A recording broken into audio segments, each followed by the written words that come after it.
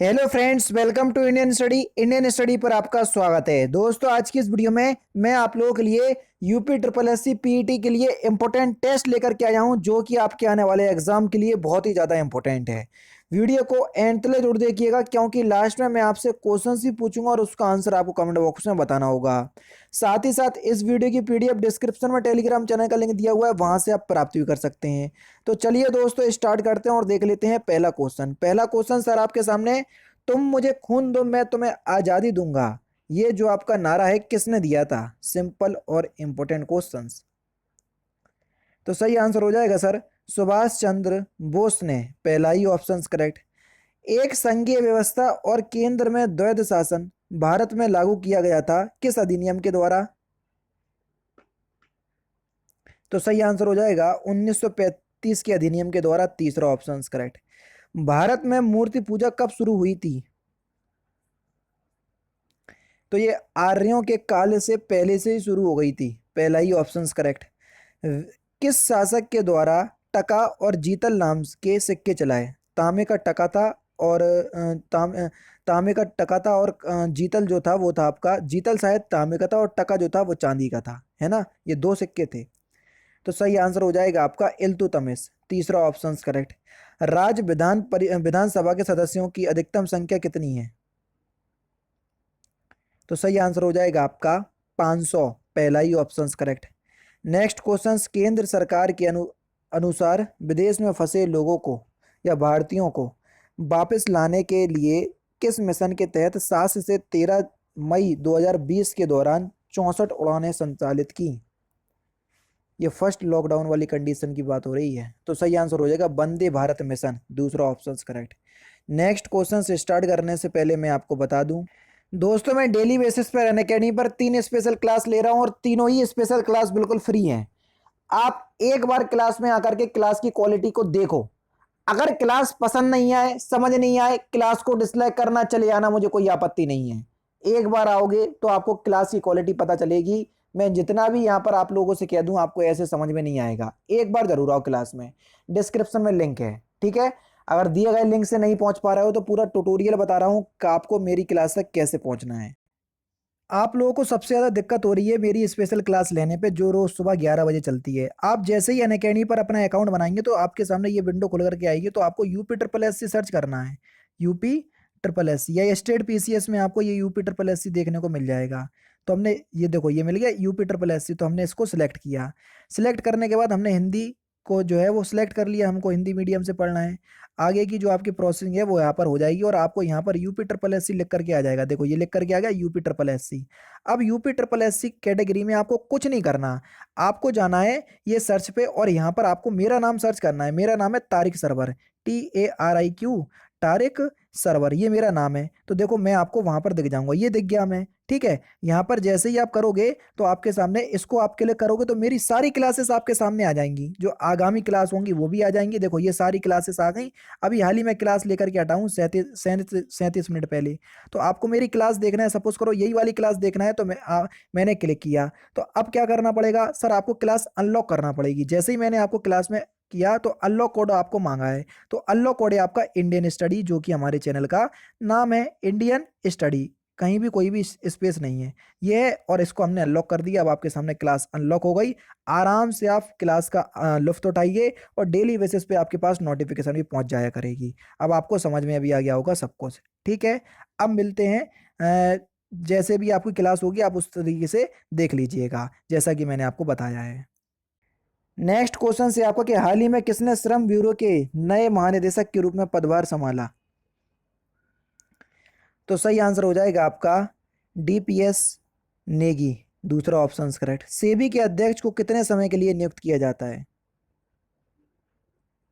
तो सही आंसर हो जाएगा आपका, इसका कोई कार्यकाल तय नहीं है सर। चौथा ऑप्शन यहाँ पर आपका बिल्कुल क्या हो जाएगा सर?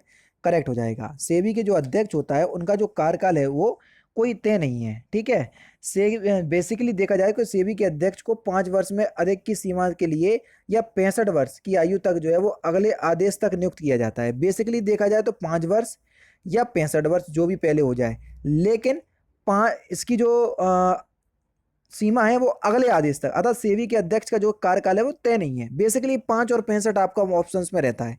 अब आपका अधिकतम यहाँ पर दिया है, अधिकतम नहीं, 5 और 65 वर्ष, लेकिन अगले आदेश तक, जब तक इसको अगला आदेश दिया जाता है कि भैया तुम ही पद पर बने रहो या तुम हट जाओ, तो इसकी कोई सीमा तय नहीं है। ठीक है, चौथा ऑप्शन करेक्ट। युआन किस देश की मुद्रा है? Important question. तो सही आंसर हो जाएगा ये चीन की मुद्रा है, दूसरा ऑप्शन करेक्ट। तो युआन जो है वो किस देश की मुद्रा है सर? चाइना की, दूसरा ऑप्शन यहाँ पर आपका बिल्कुल करेक्ट। जमनालाल बजाज पुरस्कार निम्नलिखित में से किस क्षेत्र में नहीं दिया जाता है? तो सही आंसर हो जाएगा आपका राष्ट्रीय एकता, चौथा ऑप्शन करेक्ट। महात्मा गांधी के साथ, इसका मतलब क्या होगा सर? रचनात्मक कार्य, गांधी विचारधारा को बढ़ाने और ग्रामीण क्षेत्रों में विज्ञान और प्रौद्योगिकी का विकास, इन सभी क्षेत्रों में जमनालाल बजाज पुरस्कार दिया जाता है ना। महात्मा गांधी के साथ निम्न मुसलमानों में से किसने बाल गंगाधर तिलक की अर्थी उठाई थी? तो सही आंसर हो जाएगा आपका शौकत अली, पहला ऑप्शन करेक्ट। दक्षिण भारत की नदियां प्रमुख रूप से निम्नलिखित में से कौन सा अपवाह तंत्र रखती हैं? तो ये वृक्षनुमा अपवाह तंत्र रखती हैं, तीसरा ऑप्शन करेक्ट। फोटोग्राफी में उपयोगी तत्व कौन सा है? Important questions. तो ये सिल्वर ब्रोमाइड है सर, दूसरा ऑप्शन करेक्ट। पंचायतों को संवैधानिक दर्जा प्रदान किया गया, तो ये अनुच्छेद 343 के अंतर्गत किया गया, दूसरा ऑप्शन करेक्ट। बात का धनी होना मुहावरे का अर्थ क्या है? जल्दी बताइए। तो सही आंसर हो जाएगा आपका वादे का पक्का होना, दूसरा ऑप्शन करेक्ट। भारत की सबसे छोटी अंतर्राष्ट्रीय स्थल सीमा किस देश के साथ है? तो ये अफगानिस्तान देश के साथ है सबसे छोटी, और सबसे ज्यादा है आपका बांग्लादेश के साथ। हाल ही में किस राज्य सरकार ने आयुष कवच नामक मोबाइल एप्लीकेशन लॉन्च किया है, जिसे आयुष मंत्रालय द्वारा विकसित किया गया? तो सही आंसर हो जाएगा उत्तर प्रदेश, पहला ही ऑप्शन करेक्ट। भारतीय रिजर्व बैंक का लेखा वर्ष कब से कब तक होता है? तो सही आंसर हो जाएगा 1 जुलाई से 30 जून, तीसरा ऑप्शन करेक्ट। निम्नलिखित में से कौन सा एक खनिज उत्तर प्रदेश में नहीं पाया जाता है? तो सही आंसर हो जाएगा आपका, निम्नलिखित में से कौन सा खनिज उत्तर प्रदेश में नहीं पाया जाता है? अभ्रक। वही तो मैं कह रहा हूँ, क्योंकि भारत में तो सबसे ज्यादा अभ्रक ही पाया जाता है और सबसे ज्यादा झारखंड में होता है, लेकिन ये उत्तर प्रदेश में नहीं होता है ना। बायोटेक्नोलॉजी पार्क स्थित है कहाँ पर? सर ये लखनऊ में स्थित है, पहला ही ऑप्शन यहाँ पर आपका करेक्ट होगा। नेक्स्ट क्वेश्चन से आपका पर्यावरण का संतुलन बनाए रखने के लिए वनार्थ वना वना अंतर्गत क्षेत्रफल होना चाहिए, वनों का कितना क्षेत्रफल होना चाहिए पर्यावरण का संतुलन बनाए रखने के लिए, ये आपसे पूछा गया है। सही आंसर हो जाएगा आपका 33%, और भारत में ऐसा नहीं है, मैं आपको बता दूं। भारत में उच्च न्यायालय का उद्घाटन किस तिथि में हुआ था? तो ये 28 जनवरी 1950 को हुआ था सर। ठीक है, दूसरा ऑप्शन बिल्कुल करेक्ट। निम्नलिखित में से कौन से शीतोष्ण घास के मैदान यूरेशिया में पाए जाते हैं? ये यूरोप और एशिया के मध्य का जो क्षेत्र है उसको यूरेशिया कहते हैं। तो सही आंसर हो जाएगा आपका स्टेपीज। बंगाल के विभाजन के समय बंगाल का लेफ्टिनेंट गवर्नर कौन था? तो सही आंसर हो जाएगा, बंगाल के विभाजन के समय लेफ्टिनेंट गवर्नर की बात कह रहे हैं, गवर्नर जनरल की बात नहीं कह रहे हैं। विभाजन के समय तो कर्जन था, लेकिन लेफ्टिनेंट गवर्नर जो था सर एंड्रूज फ्रेजर था। ठीक है, पहला ऑप्शन करेक्ट। मृगदाव यानी कि सारनाथ में बुद्ध द्वारा दिया गया प्रथम उपदेश निम्नलिखित में से किस नाम से जाना जाता है? तो सही आंसर आपका क्या होगा सर? धर्म चक्र परिवर्तन, पहला ही ऑप्शन करेक्ट, सॉरी दूसरा। जब किसी पदार्थ का तापक्रम बढ़ता है तब उसके अणुओं की मध्य गतिज ऊर्जा के मान पर क्या प्रभाव पड़ता है? तो गतिज ऊर्जा का जो मान है वो बढ़ता है, पहला ऑप्शन करेक्ट। भारत में राष्ट्रीय आय की गणना करने के लिए आदर्श वर्ष क्या है?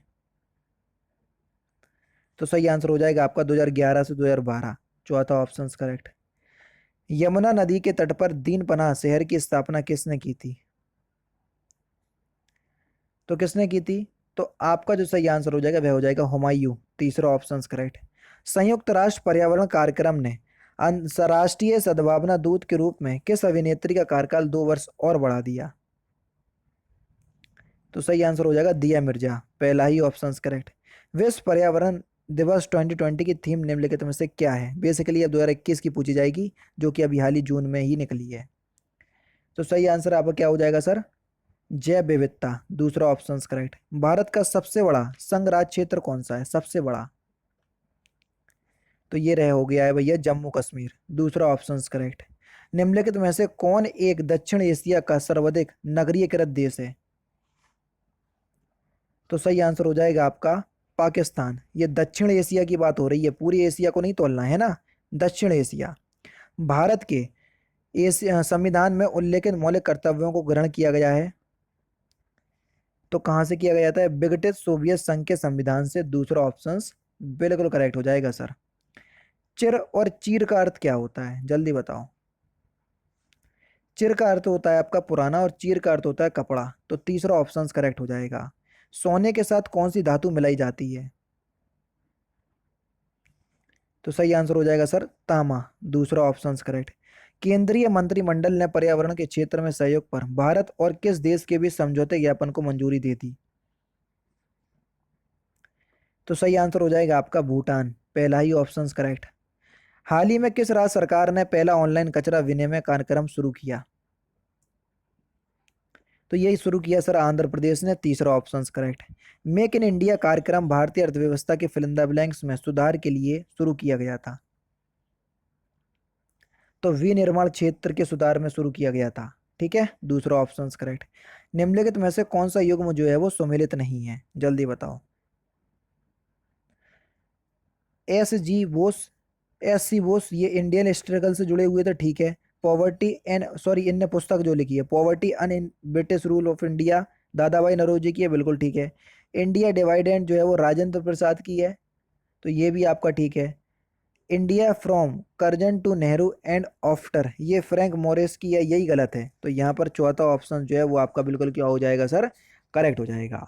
ठीक है ना, तो इस बात को ध्यान रखना। India from Curzon to Nehru and after नामक पुस्तक के जो लेखक हैं दुर्गा दास हैं। कौन है? दुर्गा दास। वर्ष 2011 में निम्नलिखित में से किस राज्य में उच्चतम लिंगानुपात है 2011 की जनगणना के अनुसार?